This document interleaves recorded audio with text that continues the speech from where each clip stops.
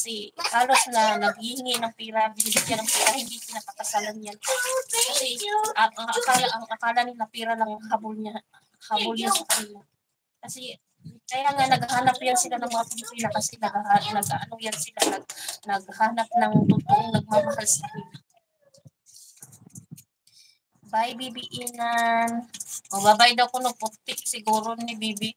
Saan kaputi siguro ni Bibi sa personal dam, oy. Kulay na, mag-finish na.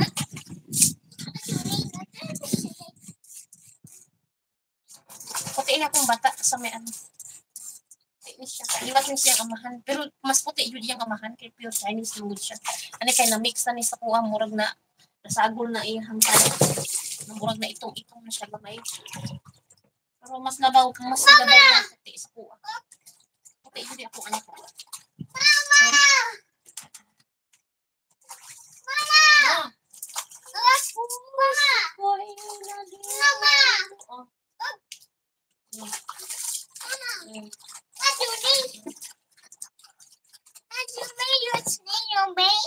Bye-bye na, Bibi Inan. Bye-bye. Thank you for watching. Ready na.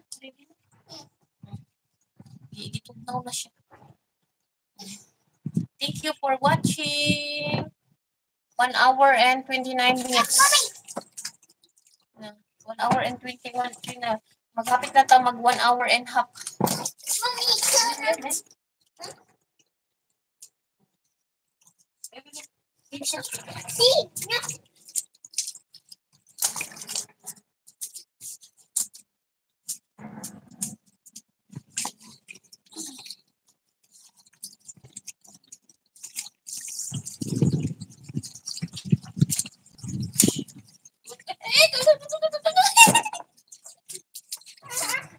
Sige, bye-bye sa inyong lahat.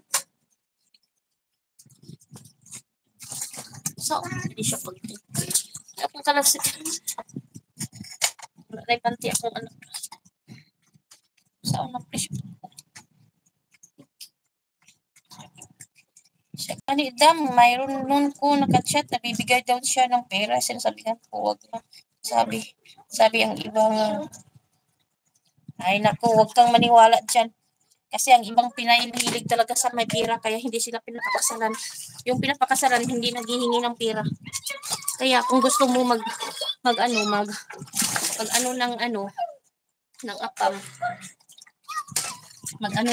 apam, huwag kayong maghingi ng pera para pakasalan kayo. At ipakita nyo na love yung ang ibibigay nyo sa kanila, hindi yung pera nila. Kasi yung pera, makikita naman yung pera. Bibigyan ka rin ng pera pag pag mag-asawa kayo, bibigyan ka rin ng pera. Kayong mag-alala about sa pera pag mag-asawa kayo ng apam. Kasi bibigyan din kayo. Saka na kayo maghingi ng pera kapag mag-asawa na kayo. Pag mag-asawa na kayo, saka na kayo maghingi ng pera.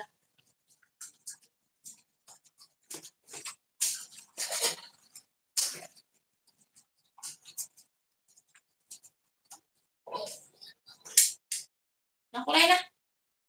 Pwede.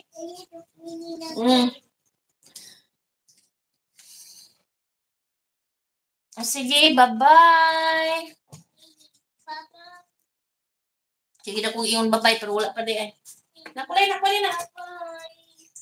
You go to the toilet, shower. You shower to do that. Slowly. You go there. You go first.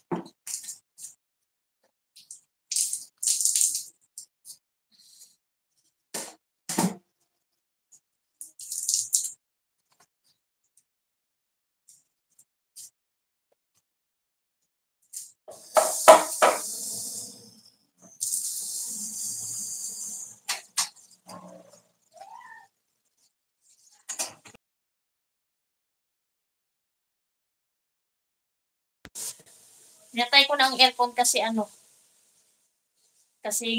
sobrang malamig.